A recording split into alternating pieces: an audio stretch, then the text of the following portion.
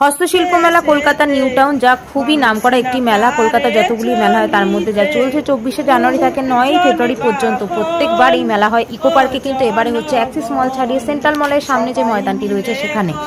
এই মেলায় আপনারা হস্তশিল্প মেলা কলকাতা নিউ টাউন, যা খুবই নামকরা একটি মেলা। কলকাতা যতগুলি মেলা হয় তার মধ্যে যা চলছে 24শে জানুয়ারি থেকে 9ই ফেব্রুয়ারি পর্যন্ত প্রত্যেকবার এই মেলা হয় ইকো পার্কে, কিন্তু এবারে হচ্ছে অ্যাক্সিস মল ছাড়িয়ে সেন্ট্রাল মলের সামনে যে ময়দানটি রয়েছে সেখানে।